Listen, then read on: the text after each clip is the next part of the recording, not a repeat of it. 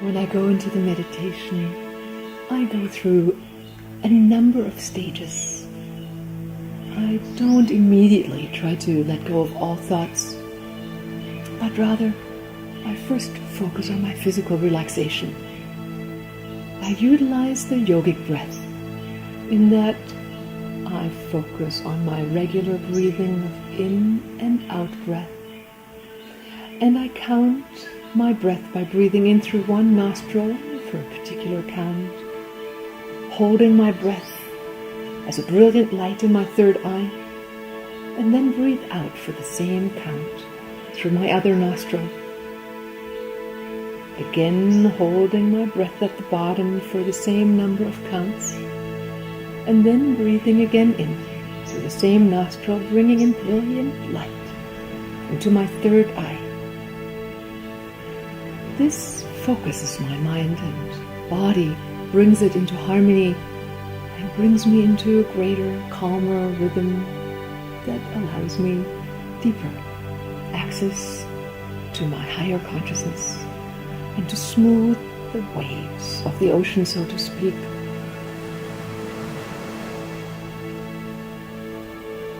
People are then usually told to bring their thoughts to a quiet space. And many people don't know what to do with their thoughts that seem to come up again and again. People say, listen to your thoughts and let them go by like clouds.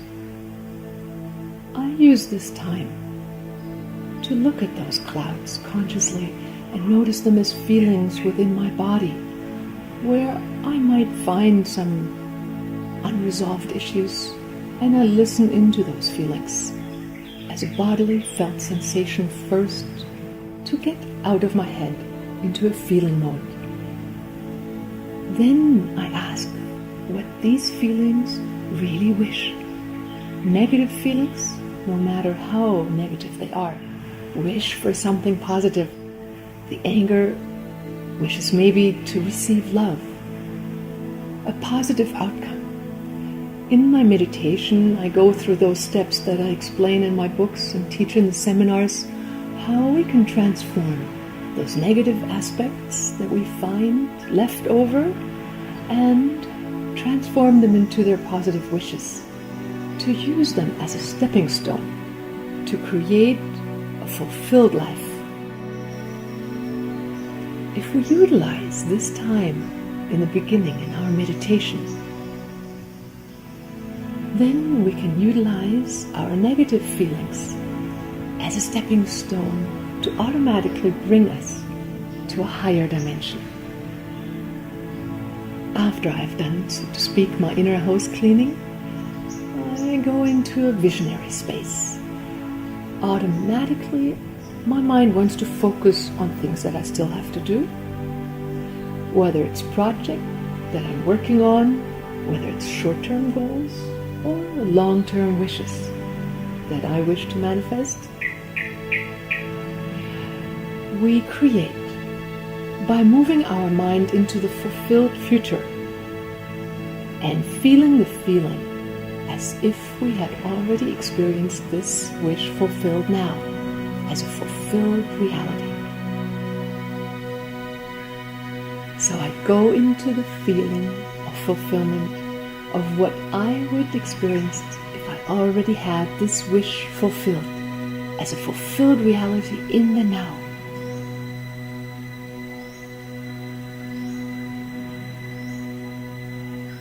The time where I think of my projects, of all the things that are still on my to-do list, I use in a way to pre-create my future in a positive way. My future of today, my future of tomorrow, my future of more long-term projects that I then envision in a fulfilled way. I utilize the steps of calming my body, cleaning my emotions, and transforming them into fulfilled feelings, as well as the visionary pre-planning of my future time. I use all of these as steps in my meditation to get into finer spaces in my meditation. After that, When we've done those steps, we will naturally find our inner attention rising to higher dimensions. We need to learn how to practice finding our soul consciousness, utilizing the time to transform our worldly thoughts, purifying the emotions, and recreating our future opens the door to even more abstract, more beautiful, pure states of connecting to God. This is the quantum work, the quantum jumping that we're doing by moving into the future that is fulfilled, by entering into the state that we would have if the future were now. What we do then, and naturally do then, is we focus on our soul awareness. All the while I meditate, part of me knows it wishes to ascend to my heightened state of soul awareness and connectedness to God. I can do this obliquely while I take care of my household, so to speak. Another part of me already knows that I wish to focus on the highest potential that I can reach at this point in my evolution. So we naturally take steps in focusing our mind during one session of meditation. And we have the option of then entering into pure states of sublime light, where we explore being pure soul and entering into the more purest, divinest levels of awareness of connecting with God, irregardless of any religion that we may partake in. God is there for all of us. God is the source that we can connect with. And in the meditation, we have the ability to transcend the chat of the mind and using it as a stepping stone to enter more profound mystical states of union. In my books and seminars, I teach methods of this quantum transformation, as well as awareness training of pure soul consciousness. And the more beautiful we create our lens here on earth, the more beautiful our manifestation becomes around us. That is our gift back to the source, to the divine, to become the most refined lens, the fractal that returns its awareness to the whole.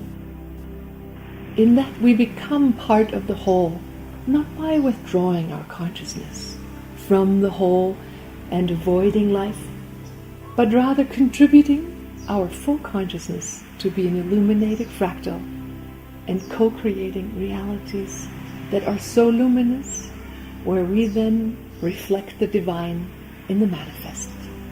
That is our gift to God in return. God has given us the gift of consciousness, so we may grow, awaken.